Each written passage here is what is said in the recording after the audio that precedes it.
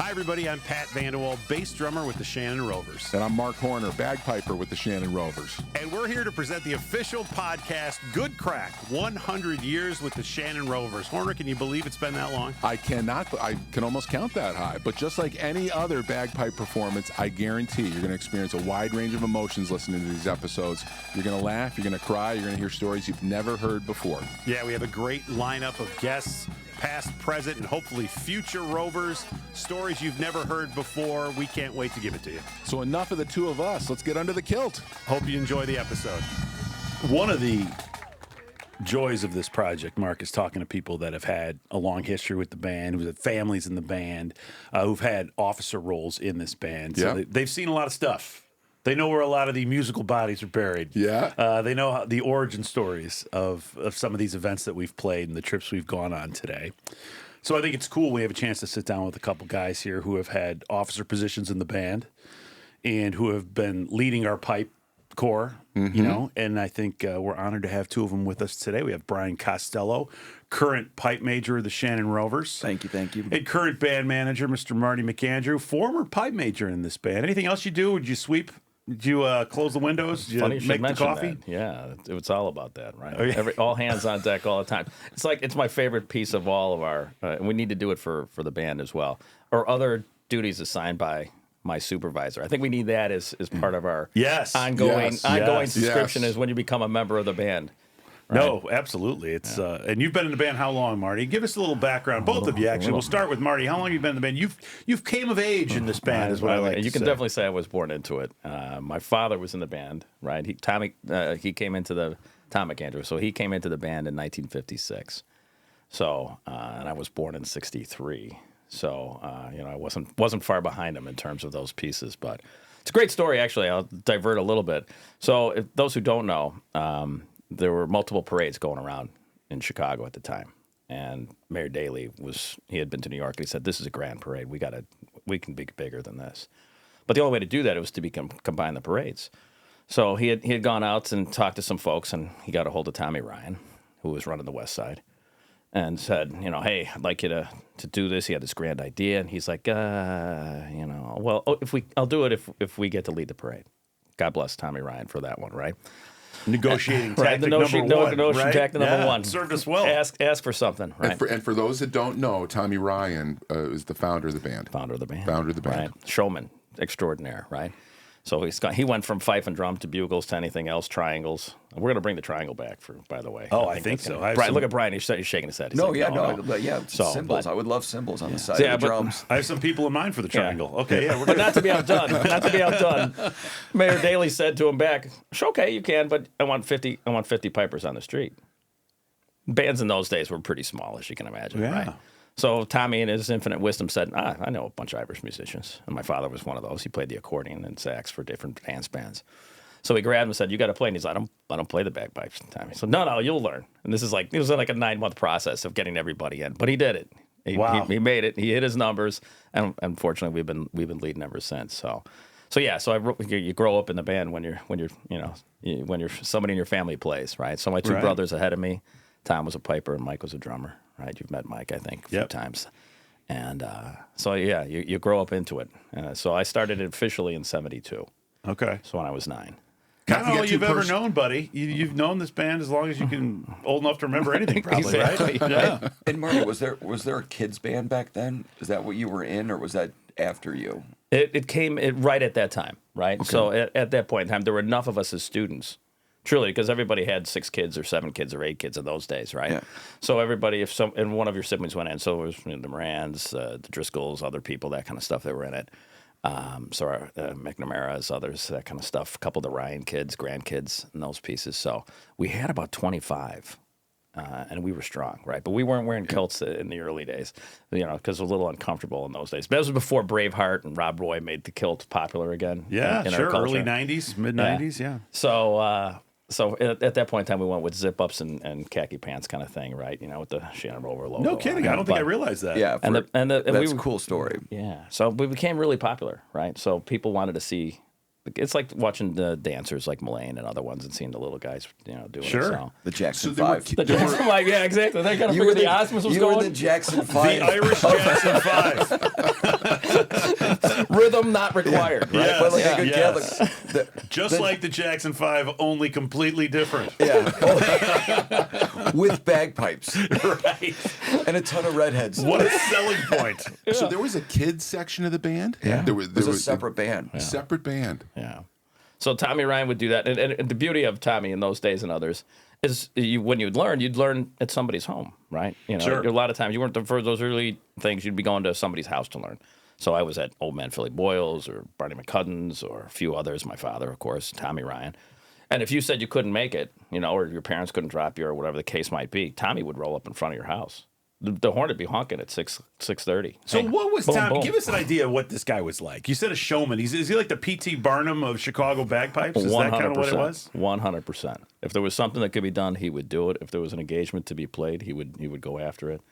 It didn't matter, right? Like I mentioned about the triangle, those kind of pieces. Looking back in the history, you'll see that in the notes, right? That somebody played the triangle. This could help you out, Pat. I'm sure will. Right? Yeah. I mean, I take over the percussion section.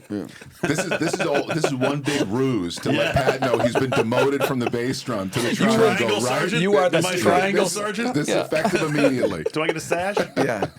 Yeah, as long as there's a sash or a ribbon involved, I'm taking it. But yeah, so for myself, that it goes back a long way, right? I got to see a lot of that development, right? Sure. You see the band do these amazing things, like going to Australia, right? What a great story, and I'm sure I'll let others who were around maybe at the time as well. But you're playing St. Patrick's Day in Sydney. This is an unbelievable. Do you know this story? I didn't know this story. You were on that. You were on that So trip. I wasn't allowed. I was a wee young for that one. So This is an unbelievable. So Brian, you know this story. Yeah, no, and it's with Boyle. Danny Boyle Danny. did the trip. So you should Yes. definitely talk to him Oh, well, about it. we plan on it. Yeah. For sure. Yeah. So yeah, there's still a few Yeah. around that made that trip, right? And but you're playing St. Patrick's Day in Sydney. You're getting on a plane. You're landing, and you're playing St. Patrick's Day in Chicago. Because of the time change. Yeah. That's That's why whenever you watch New Year's Eve You flew back in celebrations, time. well, you before the Michael J. Fox movie, we were leading the way. yeah. Well, that's what Kilts on a plane. Kilts on. That's the name of the Yeah. podcast. Yeah, Kilts on a plane. That's what we're gonna call this. Yeah. I think the running gag of this whole thing is we're never gonna have a title for this, and we just keep bringing up things. I think that decision just got made. Yeah. There is no official title for this. So there's a series of a couple of dozen versions That's right. of the versions That's of right. the title. But that's why we see Australia celebrate New Year's Day before anybody else, right? It's Exactly. 7 or 8 hours. That had to be just from a logistical. I mean, everything had to go right. Well, Not yeah, a big correct. window Yeah, there. yeah, no Not a big layovers, window to yeah. miss your flight or And anything, I'm right? pretty No. Were those propeller planes too back then? Yeah, I have no idea what year that was officially, but I'm like, Biplanes coming in. Yeah. It's like the you're a windows water are open, show. it's cold. Yeah. Right. All right. Well, Brian, you've been in a band, maybe not as long as Marty. No, I've obviously, definitely not but- been as long. Only since 2001. But you played the bagpipes for a long time. Yeah, so like we probably played it. So Sean and I, my little brother, we it was funny. I can thank my wife for getting me into the bagpipes. She came to me for my 30th birthday and said, "You're musical. You need to play an instrument. I'll pay for any lessons you want. Just tell me what instrument you want to play." And without skipping a beat, I go bagpipes, and she's like shaking her head, going, "Where the Where's heck am the I going to triangle?" find?" Exactly. Can I get a I was mulligan? hoping for guitar. Yeah. I was hoping for guitar. Yeah, right. There's a right. guy teaching on every corner, and So why did bagpipes pop into your head immediately? it just, it's when you think about your earliest, Shannon Rover experience, I go back to mine when I was like probably a sophomore at Fenwick and ditched, back when the parade was on Dearborn and it was on the actual day. So I ditched with a bunch of other kids from Fenwick and went down to the parade. And my first memory is like, all of a sudden I hear it and then I kind of push my way to the front on Dearborn. And there come the Rovers walking right by me. And I'm like, that is so cool. Yeah. I want to do that someday, So that's why I never told anybody, but when she asked me, I'm like, yeah, bagpipes for sure. yeah. That's pretty cool. And Yeah. then that was, probably in, I don't know, like 98 or 99, Sean would know. And then I basically tortured my little brother Sean to play. I'd drive to practice like, what are you doing? You should come practice. What are you doing? This will be fun. So yeah. So then we got in the band in 2001. We were in another pipe band. It was a competition band, and they were looking to merge with the Shannon Rovers. Were short on pipers. There was a recent split in the band. A bunch of people left. So they were good on drummers, but they were bringing, and our band was really good on pipers, but not a lot of drummers. So it was almost like the perfect fit. Well, the day we merged, it kind of fell apart just over, people being crabby. But me and Sean basically said, can we please stay? And they're like, Pat Driscoll's like, of course you can stay. And I'm like, you don't understand. If we don't go with him, he won't let us back in his band. This was the pipe manager, who's a really good guy, but he's, old school Irish guy, And wait a minute, are you saying that the Irish may not have been getting along on something? Yeah, they might have held a grudge too, which is weird. Right. Yeah, so don't hold a grudge. Yeah. No one wants to be the boss. Yeah. Right. You just had to make sure that you guys weren't all of a sudden with guys because without it would be without a home, without a kilt, Right. So, and then it was, been awesome ever since. Well, the Costello brothers are now legendary band people in if you haven't the had annals of the Shannon Rovers. If you haven't got a Costello sandwich, you ain't living. Well, I mean, listen, there's plenty of opportunities for all sandwiches. So, for Brian, all. with the Rovers making such a big impression on you as a youngster, you guys started with a different band. Yeah. Why did you make? We were trying to get in with the Rovers, and Pete Conroy was the pipe major who lived in our town.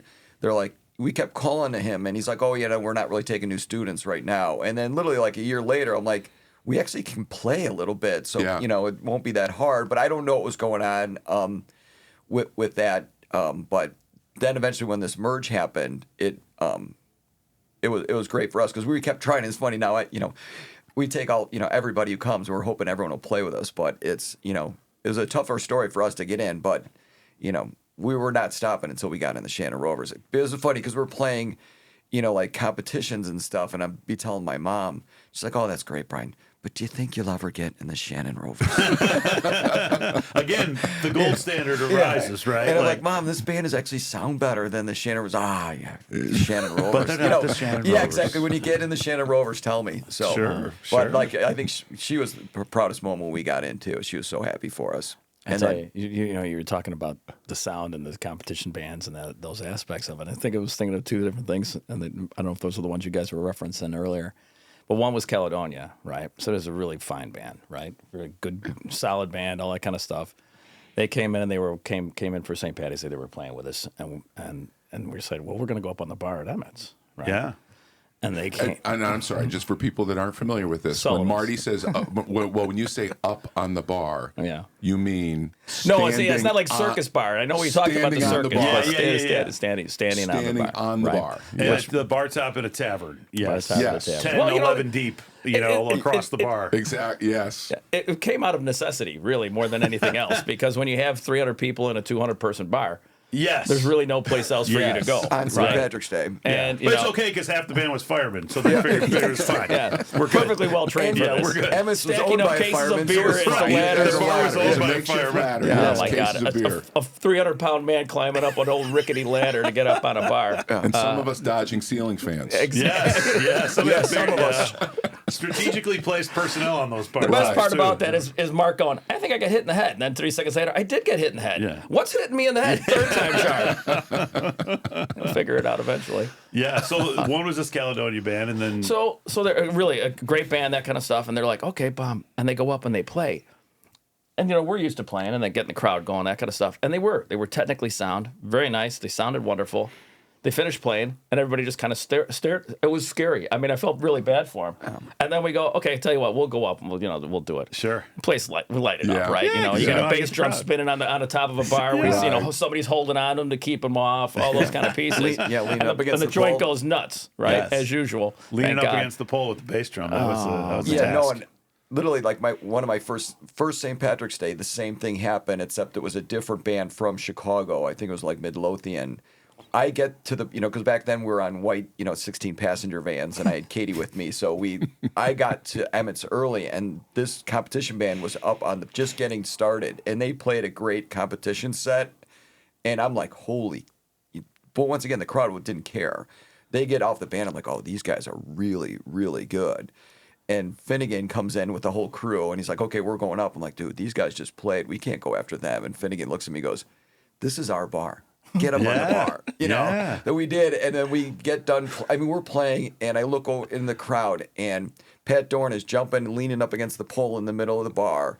And I look out in the crowd. The entire crowd is pogoing to Pat, jumping up and down, same sequence.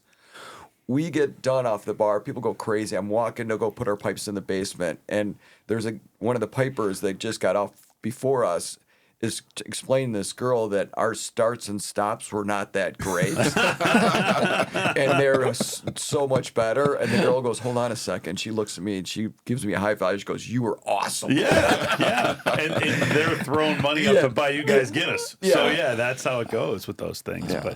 But so both of you having the unique position of being pipe major in this band, right? You mentioned Pete Conroy, who, for people who are in the know, was a legendary, if not the most legendary pipe major in the band, one of them. Right? Yeah, probably behind Tommy, but The rest are all seemed infamous, right? Yeah, well, as opposed to we just right, didn't have enough dirt on guys back then. How long but do you think he was pipe major for? It was at least 12 years. Okay. Right?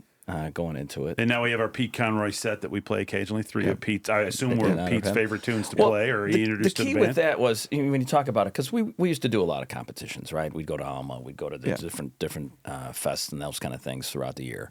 And it was fine, no problem. But you're playing Stratsby's and Pembroke and those kind of things are nice, but they're not really motivating for a crowd sometimes, right? And the other aspect of it too is, for me, is competition bands. When you see them, they come in and they play in a circle, right? So it's almost like you're playing to yourself, which and that's not my vision of what Irish music is about. It's about getting people and bringing them in, right? And sharing the experience. It's a shared experience. And getting them involved with it, right? Changing we're there to get them out of their world and change their world for a little bit, if whatever that case is. And you were playing a lot of Scottish tunes in those days, right? And Pete was like, hey, we're an Irish pipe band. We're playing Irish tunes. So he was instrumental in really bringing in more and more of the Irish tunes. And when you think about it, most of the Irish tunes have some type of connection, right? You start County Down, Sean South of Gary Owen. Yeah. Pick any Killaloo. It's about the West, right? Yeah. So every Kelly the Boy from Calais, right? Yeah, every one of these tunes is from some county or some town or some village in Ireland that these things are coming from.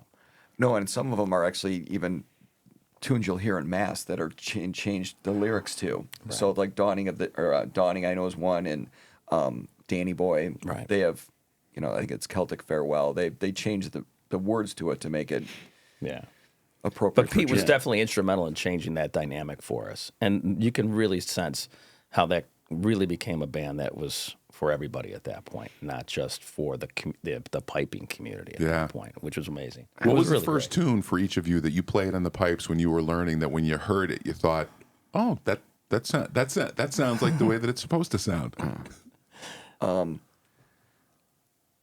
Like the first tune I learned was Scots Wa Hey, which I can't even play anymore, which is a Scottish tune. It's terrible. Yeah. But probably like Dawning, I mean, and it's funny because like in the first band that Sean and I were with, we wanted to play the Shannon Rover tunes. And it's funny, the pipe major in that band was a previous pipe major in the Shannon Rovers. So he kind of gave us, because I wanted to play Rakes and ND. I'm like, that's a crowd pleaser. Let's go, Yeah. And he didn't really, he taught it to us, but I don't think we really played it as a set with him when we played weddings and stuff. But that, that was the one I was excited to play for, definitely, Rakes and ND. Rakes and ND, yeah. Yeah, jigs and reels, those are the ones that always got to me, right? Because that's what I grew up listening to, even with my father on the accordion, right? You're hearing the jigs and reels, right?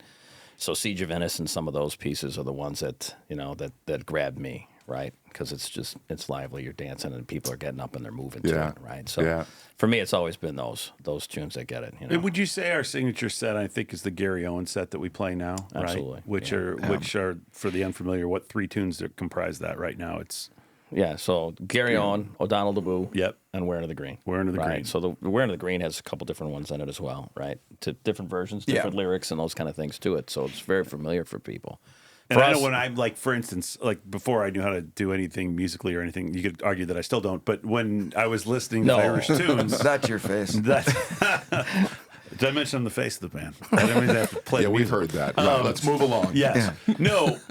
Where Into the Green is a song. I mean, I remember listening to as a kid. Oh, it was the biggest mix-up that you've ever seen. My father, he was orange. My mother, she was green. And I heard that. And like the first time my siblings came to the dinner dance and sat at a table and heard that part, I happened to be looking over at their table and their faces lit up. They're like, yes, we remember this, sitting around, Dad playing this song when we were cleaning the house on a Sunday morning or something, right? They had like an 8-track. And, listening to Irish music on an 8-track player, right? So that's the kind of stuff that the light switch goes on, but everybody kind of rises and gets fired up for that one, right? Or claps along, or those are the fun tunes, right? Oh yeah, Yeah. and it's like when we just played for the rugby match. I think that got like the most views that people were looking on the socials and stuff, and the way we play it with the drummers. Spinning, it makes it fun. Well, we have one bass drummer, Pat Dorn, whose signature thing is to spin during the last part of Gary Owen, which is fantastic, and it always gets the crowd going too. And the rugby match that Brian's referring to is the New Zealand All Blacks versus the Irish national rugby team at Soldier Field that happened. Just a few weeks ago here in late 2025. So, and those are the kind of things where. I mean, I've played a million gigs with this band, certainly less than probably all three of you guys, but enough to know what sounds awesome and what you're like, okay, that was fine. But this was, at rugby matches, the pace of a rugby match moves pretty well. And halftime is when everybody gets up and goes to the bathroom, right? And then they get back to their seats, they get a beer, and they get back to their seats. I'm looking around because, again, as a bass drummer, I can look around and do that stuff while you guys are playing your pipes. I'm looking at the crowds.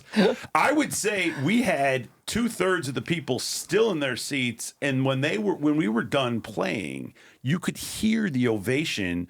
The only way you can hear an ovation like that is in an outdoor sports facility like Soldier Field, right, where you hear the echoes, like being at a concert, being at a football game, something like that. And again, I'm marching off the field going, yeah, I'm the lucky son of a gun there is. Not many people get to do something like this. No. And this band is out there doing it, and these people appreciate it. This is our crowd, first of all. Yeah. If you can't get a friendly fire at the Irish rugby match in Chicago. And they were winning. Yeah, they were winning. Lucky we stuck that in before second half started. We really hope you enjoyed this episode. Thanks so much for listening. For more information, events and history, stories about the Shannon Rovers, visit our website at shannonrovers.com. And don't be shy about booking us for your next event. A Shannon Rovers experience is not to be missed, and ask for that Pat and Marc discount. It's actually a premium.